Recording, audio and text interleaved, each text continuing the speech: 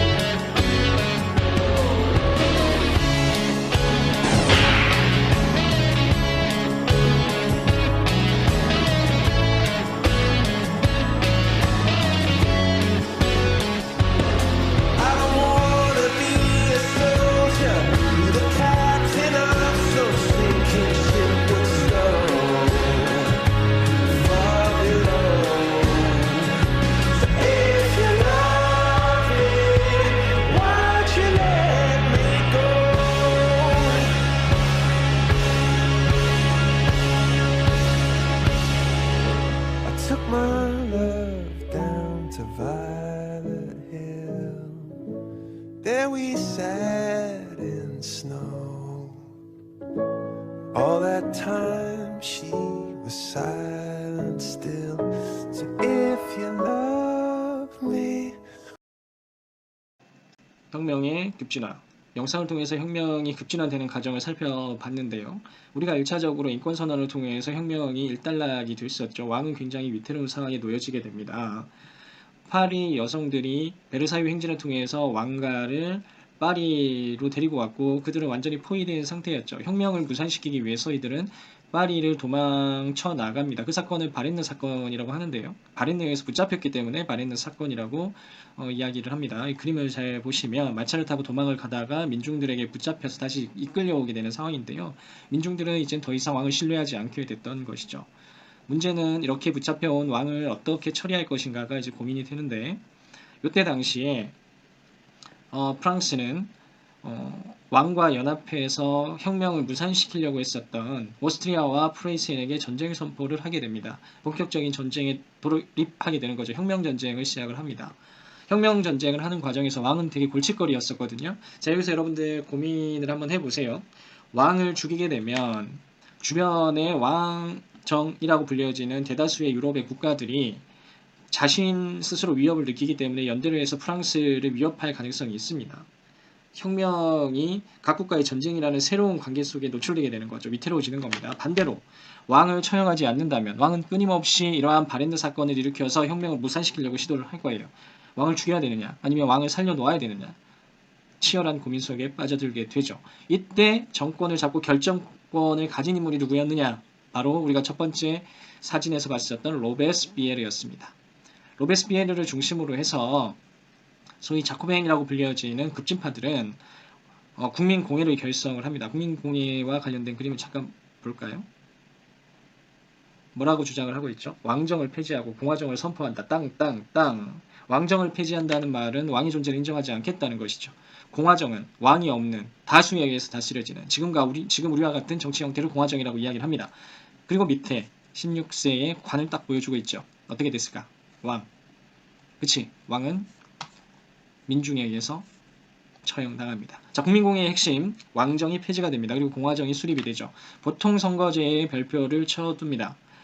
자, 우리가 국민의회 기억나죠? 처음으로 이제 혁명이 완성이 되고 91년도에 헌법이 만들어집니다. 그때는 공화정이 아니라 왕 인정하죠? 입헌군주제였습니다. 입헌군주제고 선거는 누구만 참여하는 재산이 어느 정도 있는 사람들만 참여하는 제한선거제였죠. 다르지 구별할 수 있어야 됩니다. 자, 국민공예는 프랑스 혁명 역사상 가장 급진적이고 선진화된 형태였습니다. 근데 문제는 루이 16세의 처리 문제였죠. 루이 16세를 처형합니다. 여기 보이는 단두대가 보이죠. 그때 당시의 그림입니다.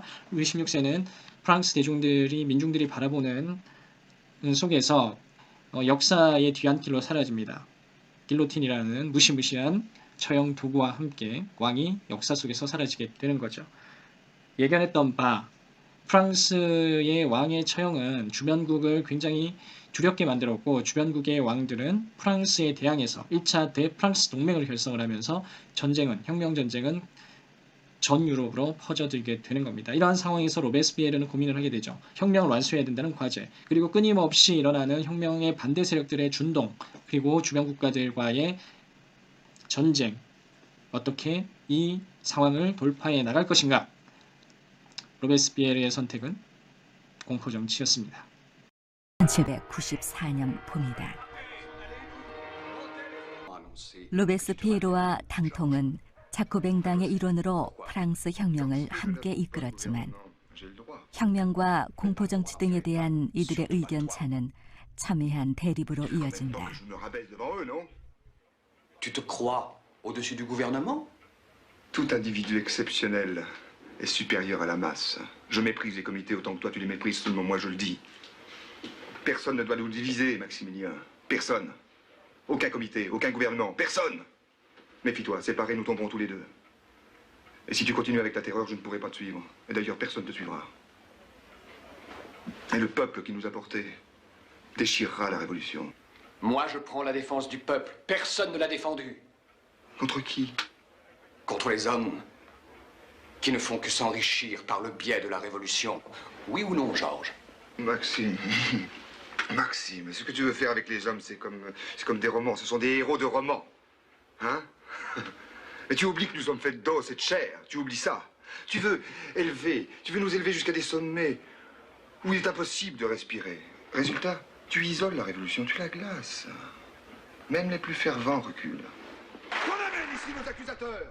관용파로부터 강도 높은 공격을 받은 로베스피에르는 당통과의 협상이 결렬되자 오랜 친구이자 동지였던 당통을 제거하기로 결심한다.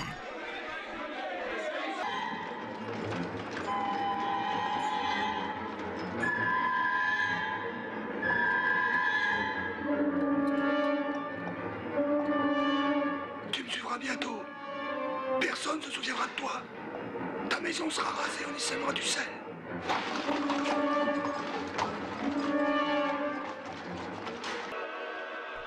결국 당통은 1794년 4월 5일에 처형되고 그로부터 석 달쯤 지난 1794년 7월 28일 로베스피에르 역시 단두대의 이슬로 사라진다. Alors pour la peine!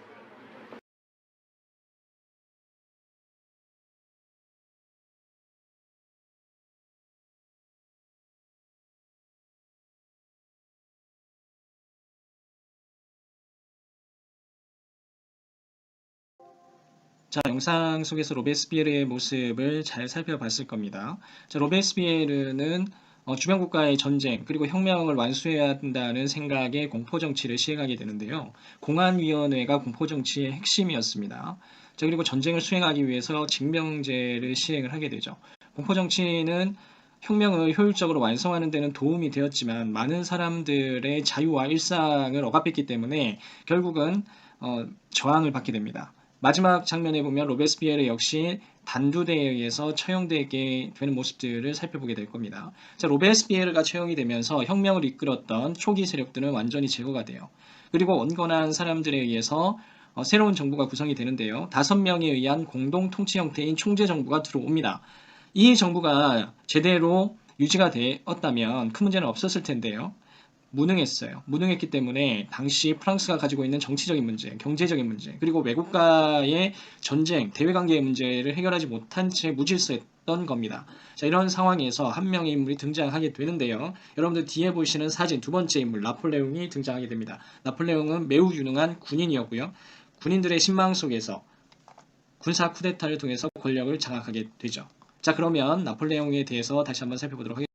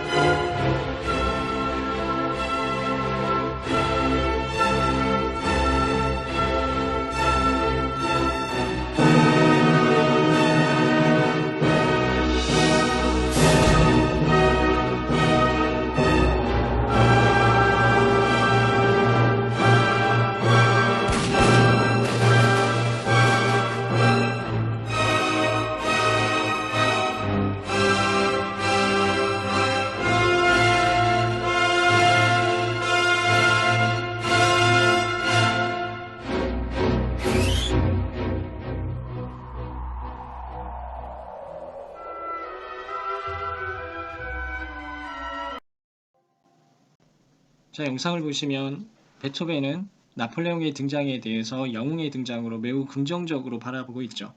나중에 어떻게 시선이 바뀌는지를 한번 보기는 할 텐데요. 자, 그만큼 나폴레옹은 빛과 그림자가 뚜렷한 인물 중에 하나입니다. 자, 지금부터는 나폴레옹의 빛과 그림자에 대해서 살펴볼 텐데요. 1차적으로 내정개혁, 즉 국내 정치를 개혁하는 과정에서 어떤 긍정적인 요소와 부정적인 요소가 나타났나? 첫 번째, 중앙집권체제를 강화했습니다. 중앙집권체제를 강화하고 근대적인 국민국가의 기틀을 마련해요. 자, 이거 여러분들 많이 들어봤을 내용인데요. 부국강병에 있어서 중앙집권 되게 중요합니다.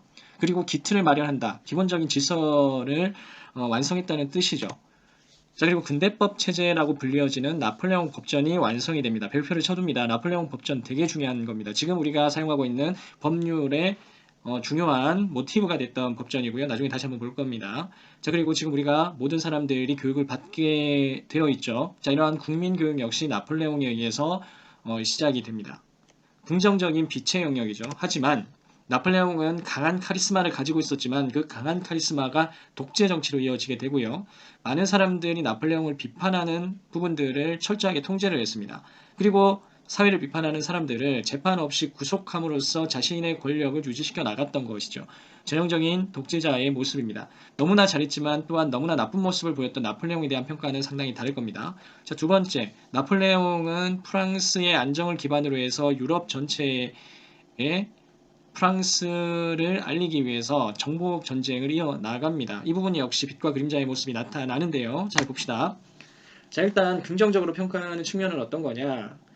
프랑스는 새로운 근대적인 혁명에 성공한 나라죠. 그래서 완성되어진 근대적 가치들이 있었을 겁니다. 이것이 나폴레옹이 유럽을 정복하면서 그 정복지의 기본 원칙으로 적용시키면서 유럽 자체가 시민혁명의 영향을 받게 되는 즉 정리를 하면 프랑스 혁명이 전 유럽으로 전파되어져 가는 과정에서 나폴레옹 역할이 굉장히 컸다라는 겁니다. 하지만 결국 정복 전쟁의 마지막은 어땠느냐? 혁명의 가치를 훼손시키고 오히려 혁명 이전으로 돌아가게 만드는 나폴레옹의 정복 전쟁은 나폴레옹의 몰락과 함께 프랑스 혁명 자체도 몰락시켰다는 아주 나쁜 평가를 받고 있기도 합니다. 프랑스 군대는 수천 명의 마드리드 시민들을 학살했습니다. 이 참혹한 현장을 목격한 고야는 1808년 5월 2일과 연결되는 작품으로 1808년 5월 3일을 그렸습니다. 5월 3일은 프랑스군이 마드리드 폭동에 가담한 스페인 민중들을 처형한 날이었습니다. 작품의 배경은 당시 처형이 집행됐던 프린시페 피오 언덕입니다.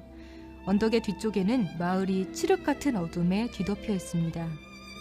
언덕 아래에는 총살 처형이 집행 중입니다. 사형 집행장을 환하게 비추고 있는 등불이 죽음 앞에 선 인간의 두려움을 강조하고 있습니다. 그림의 왼쪽 하단에는 처형당한 사람들이 겹겹이 쌓여 있고 바닥에는 피가 흥건하게 흐르고 있습니다. 이제 곧 죽임을 당할 사람은 그 옆에 서서 두려움에 떨고 있습니다. 그 뒤로 다음 차례를 기다리는 스페인 민중들이 공포와 절망을 느끼며 얼굴을 감싸주고 있습니다. 이렇듯 고야는 민중에게 닥칠 죽음의 과정을 순서대로 그리며 처절한 현장을 묘사했습니다. 반면 이들에게 총을 겨누는 일렬로 선 인간 무리는 기계처럼 차갑게 보입니다. 두려움에 찬 표정이 생생하게 드러나는 스페인 민중의 앞모습과 달리 사형을 집행하는 프랑스군은 뒷모습으로 그려져 표정과 감정을 읽을 수가 없습니다. 단 한 사람에게 수많은 총대를 겨누는 이들의 경직된 자세는 폭력적이고 비인간적인 분위기를 조성합니다. 이 같은 피해자와 가해자의 대조적인 구도는 후에 에두아르 마네와 파블로 피카소의 작품에 영향을 미쳤습니다. 고야가 구성한 극명한 대비가 인간의 잔인함과 참혹함을 더욱 처절하게 강조하기 때문입니다. 그러나 고야는 이 작품을 통해 단지 참혹한 현장을 고발하는 데만 그치지 않았습니다. 멀리 어둠 속에 잠긴 마을에서 뾰족한 교회의 첨탑이 보입니다. 이것은 폭력에 대한 구원을 상징합니다. 죽음을 기다리는 남자는 새하얀 옷을 입고 있습니다. 비록 당신들의 총칼 앞에 쓰러지지만 우리의 영혼만은 절대 지배할 수 없다는 저항의 의미를 담은 옷입니다. 우리는 곧 해방될 것이라는 강한 의지와 믿음도 담겨 있습니다. 고야는 조부계와 인간으로 이 작품을 통해 당시 사건을 기록하면서 이날의 의미를 잊지 말 것을 다짐하고 있습니다. 즉, 폭력으로도 저지할 수 없는 인간에 대한 존엄을 말하고 있는 것입니다. 이 시위를 계기로 스페인에서는 민중들이 주도하는 독립전쟁이 일어났고 조제프 보나파르트는 1813년 왕위에서 물러나야 했습니다. 그러나 카를로스 4세는 스페인으로 돌아오지 못하고 외국을 떠돌다가 로마에서 생을 마감했습니다. 프란시스 고야의 그림은 나폴레옹 전쟁의 성격을 가장 잘 보여주고 있다고 할 수 있는데요. 자, 그러면 나폴레옹 전쟁의 모습을 잠깐 살펴보도록 하겠습니다. 나폴레옹 전쟁의 핵심은 유럽을 제패하는 것에 있었는데요. 이걸 가로막는 나라는 크게 두 개의 나라였습니다. 첫 번째는 영국이었죠. 유럽을 거의 다 정복한 나폴레옹은 영국을 고립시키기 위해서 나폴레옹이 정복한 유럽의 대륙 국가들과의 무역을 차단시킵니다. 그림을 좀 보시면요. 보이시죠? 여기 선을, 봉쇄선을 쭉 그어서 유럽과 영국이 무역을 할 수 없도록 막아내면 영국에게 경제적으로 심각한 타격을 입힐 것이다. 그러면 자연스럽게 프랑스에 항복할 것이다 라는 생각을 가졌던 것이죠. 하지만 이 생각은 상당히 큰 실수였습니다. 영국은 신대륙을 통해서 경제적인 부분을 자체적으로 해소하고 있었기 때문에 오히려 큰 타격을 입었던 나라들은 유럽의 국가들이었죠. 특히 러시아와 에스파냐가 가장 큰 피해를 봤습니다. 나폴레옹은 러시아의 영국과의 비밀무역을 알아차리고 러시아를 응징하기 위해서 러시아 원정에 돌입하게 되는데요. 이 전쟁에서 패배하면서 나폴레옹은 결정적으로 몰락하기 시작을 하게 됩니다. 그리고 마지막 전투인 영국과의 워털루에서 패배함으로써 나폴레옹은 역사 속으로 사라지게 되는 거죠. 자, 이러한 나폴레옹의 몰락과 함께 프랑스 혁명은 새로운 모습으로 유럽 사회에 자리하게 되는데요. 여기에 대한 평가는 상당히 다릅니다. 일단 첫 번째, 본인의 의도든 의도가 아니든 나폴레옹의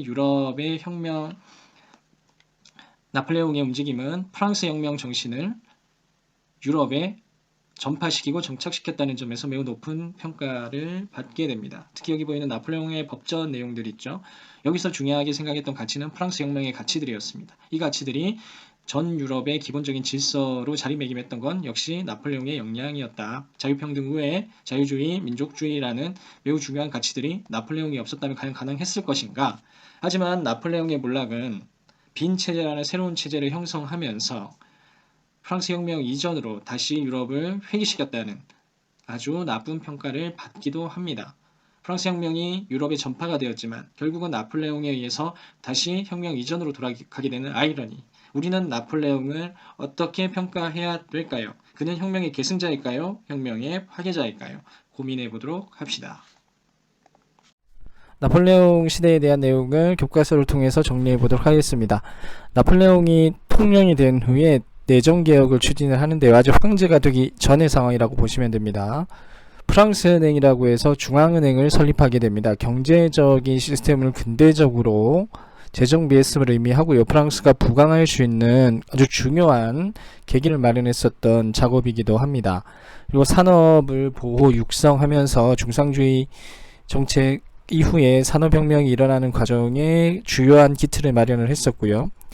국민교육 제도를 도입함으로써 우리가 경험하고 있는 이러한 교육의 변화를 구체적으로 현실화시켰던 것이 나폴레옹 시대의 모습이라고 볼 수 있습니다. 이러한 변화를 총체적으로 담아낸 것이 나폴레옹 법전인데요. 별표를 쳐두고요. 프랑스 혁명을 통해서 근대사회로 나아가는 다양한 가치와 정형들이 나폴레옹 법전에 의해 담겨지게 되고요. 그러한 의미에서 나폴레옹은 혁명의 계승자로서의 중요한 역할을 했다고 평가받기도 합니다. 하지만 나폴레옹은 반대 정치 세력을 탄압하고 언론을 검열하죠. 철저한 독재 정치를 통해서 황제 위까지 오르게 되는데요. 과연 이것이 나폴레옹이 프랑스 혁명을 계승해서 프랑스 국민들이 원하는 사회를 만들어 가는 과정이었냐에 대해서 굉장히 회의적인 반응을 보이기도 하는 측면이기도 하죠. 나폴레옹은 황제가 되고 다시 한번 공화정은 무너지게 되고 재정이 수립되게 되는 겁니다. 나폴레옹의 유럽 전쟁에 대해서도 입장이 다양하게 나뉘어지는데요. 영국 그리고 오스트리아, 프로이센, 러시아 등을 대상으로 해서 영토를 확장시켜 나갔고요. 프랑스 혁명의 이념을 전 유럽에 전파한다는 명분으로 나폴레옹은 전쟁에 돌입하게 됩니다. 하지만 나폴레옹은 두 개의 전쟁에서 패배하게 되는데요. 첫 번째는 영국과의 대결이었습니다. 영국을 고립시키기 위해서 대륙을 봉쇄시키는 대륙 봉쇄령을 내리게 되는데요. 영국의 경제적 고립보다는 오히려 유럽에 더 큰 타격이 입게 되면서 러시아와 에스파냐 등이 비밀리에 영국과 무역을 하는, 그래서 질서가 무너지게 되는 상황이 벌어지게 됐고요. 이러한 상황에 응대하기 위해서 나폴레옹이 선택했던 것이 러시아 원정이었습니다. 러시아 원정에서 결과적으로 실패하게 되면서 나폴레옹은 몰락하게 됐고요. 나폴레옹의 패배는 프랑스라는 제국의 몰락으로 이어지게 됩니다.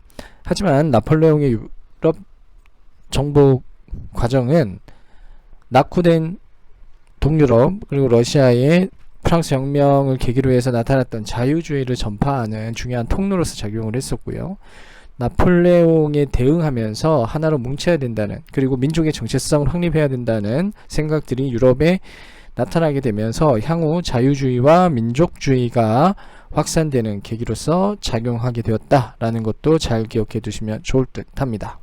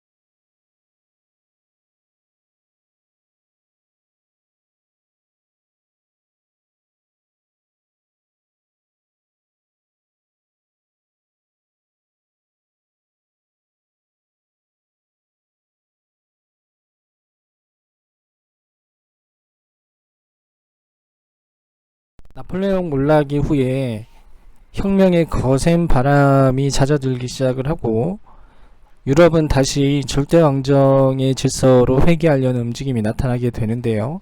오스트리아의 수상 메테르니히를 중심으로 해서 오스트리아 빈에서 모여서 새로운 유럽의 질서를 구축하게 됩니다. 그걸 빈 체제라고 부릅니다. 잘 기억을 해두시고요. 빈 체제의 핵심은 프랑스 혁명 이전으로 모든 정치적 상황을 되돌리는 것, 그리고 유럽의 영토 역시 혁명 이전으로 되돌리는 것이 핵심이었습니다. 이러한 복고주의 체제를 무슨 체제라고 부르냐면 빈 체제라고 부르고요. 빈 체제는 혁명 이후에 확산되고 있던 자유주의 그리고 민족주의 운동을 철저히 탄압하지만 자유주의 운동과 민족주의 운동, 한번 자유를 경험했던 사람들은 결코 자유를 포기할 수 없죠. 빈 체제는 그리스와 라틴 아메리카의 독립, 그리고 프랑스에서 일어났었던 2월 혁명, 향후 전 유럽에서 퍼져나갔던 자유주의 운동에 의해서 붕괴되게 됩니다. 그 내용들 잘 기억해 두시면 좋을 듯 합니다. 다음 시간에는 자유주의 운동과 민족주의 운동에 대한 내용들을 살펴보도록 하겠습니다.